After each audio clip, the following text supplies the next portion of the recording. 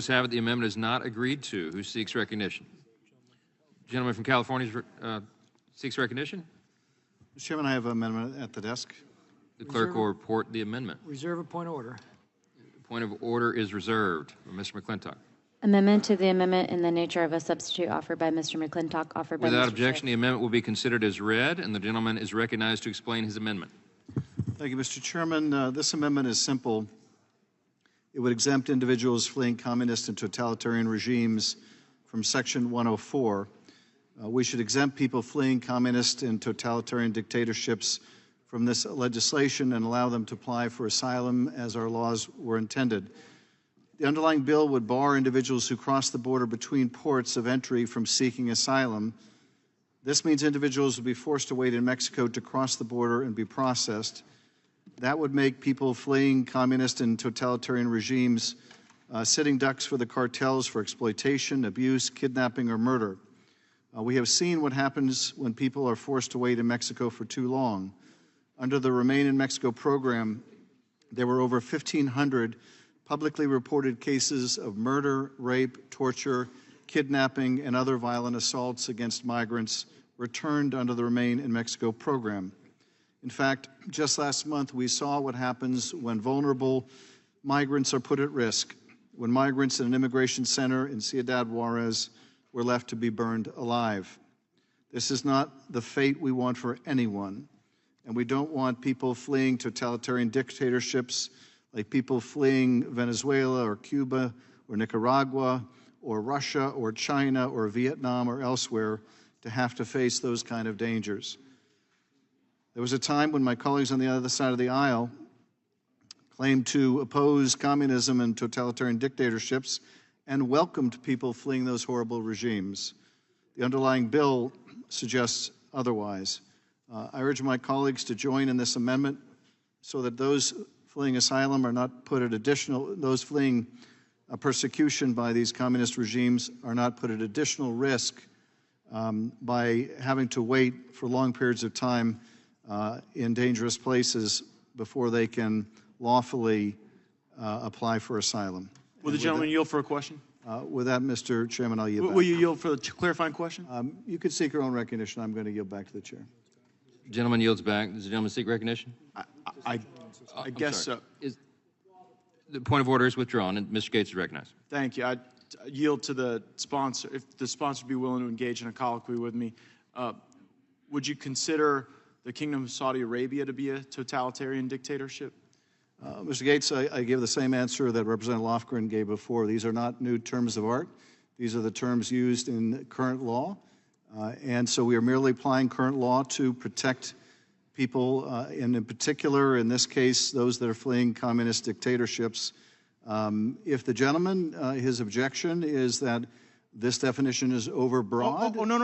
Mr. Schiff, You yielded to me. I'm asking you a clarifying question. If you would yield, if you would respond to my question, which is, if this amendment is narrowed to communist dictatorships, will you support it? Well, again, Mr. Schiff, I'm just trying to understand what I guess your answer is no, then, Mr. Gates. Well, that you perhaps assume too much, my Then friend. your answer is because yes. I'm asking what you mean by totalitarian dictatorship and just whether the Kingdom of Saudi Arabia would qualify. It's just a yes or no question. Well, I certainly think. Forgive me for not knowing the list that Ms. Would you like an answer, Mr. Gates? I certainly consider Saudi Arabia to be a dictatorship. Yes, I do. A totalitarian one?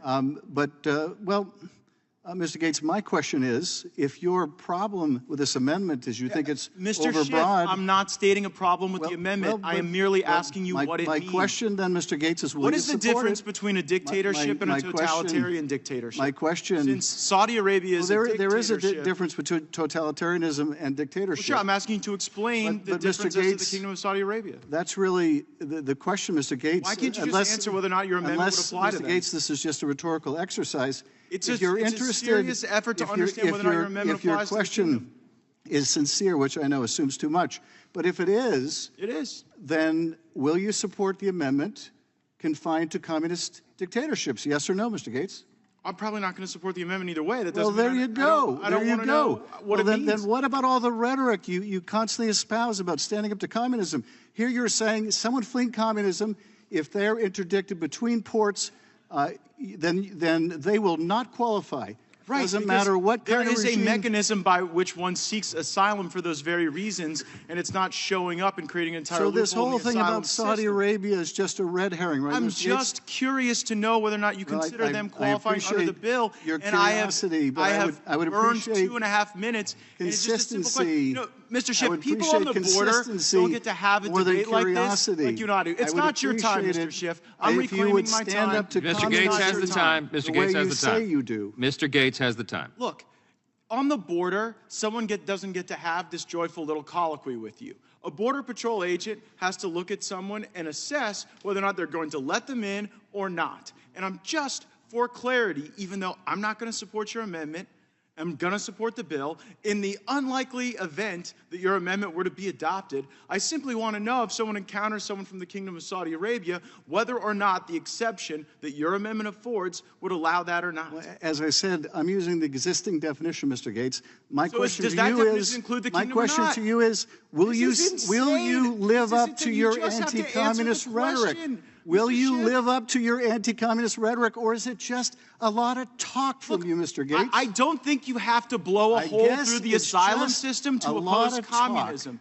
I guess it's just a lot of talk with you.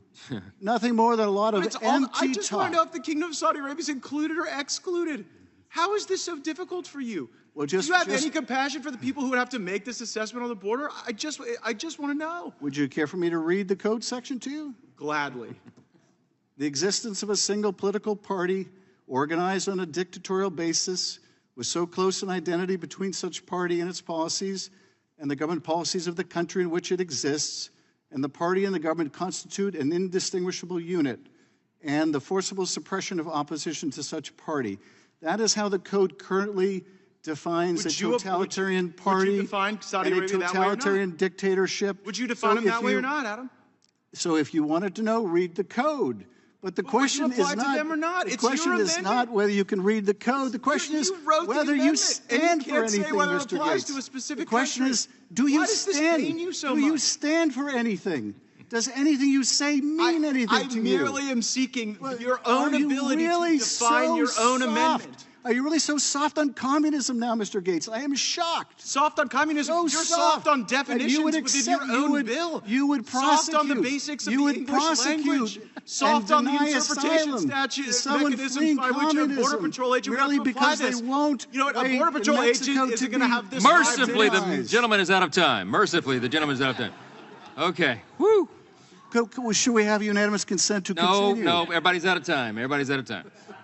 Does anyone seek recognition? At the end of this year, we're electing the next president of the United States, and we have to make the right choice. So let's talk about I know we don't want to name, but nevertheless, let's talk about Donald Trump. You know, the twice impeached, 4-time indicted former president who says he will be a dictator on day one. Not going to be a dictator, are you? I said, no, other than day one. There's no telling what he will do on days 2, 3, or 4, or even on any day of his second term, and we need to make sure that never happens. The same guy who's facing 91 felony counts, including for actions leading to the January 6th attack on the Capitol. Not only that, but he's threatened to pardon all of those who attacked our democracy that day. And I have no doubt that he would if given the chance. We'll make sure he doesn't get it. Saving our democracy from the likes of Donald Trump is just part of the reason I'm supporting Joe Biden. In a second term, Biden will continue to fight for clean air and clean water, expand access to health care, protect reproductive freedom, and so much more. The Biden administration has already led the investment of hundreds of billions of dollars into tackling our climate crisis in pursuit of net zero emissions, all while creating good-paying union jobs. These steps toward a cleaner future would never see the light of day under a Trump presidency. I don't think science knows. While President Biden is working to forgive student loans, Trump wants to leave students hanging. While we're working to pass bold, comprehensive immigration reform, Trump wants to build a wall and mass deport immigrants, tearing families apart in the process. And critically, we know we need to codify abortion rights into law. In a second term, President Biden will keep up the fight to get it done. As for Trump, Listen for yourself. Because for 54 years, they were trying to get Roe v. Wade terminated, and I did it. And I'm proud to have done it. Let's choose wisely.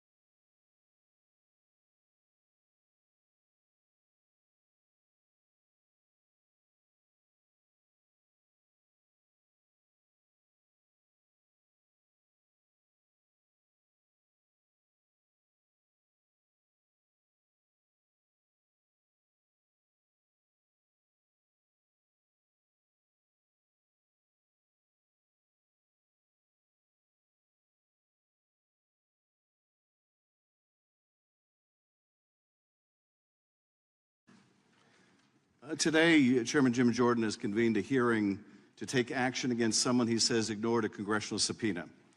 Today, Jim Jordan says that failure of this witness to appear was, quote, in blatant disregard of Congress's oversight role. Today, Jim Jordan says we must respond because, quote, he didn't show up to testify, unquote. And I say, bravo. Jim Jordan is finally ready to take action against Jim Jordan.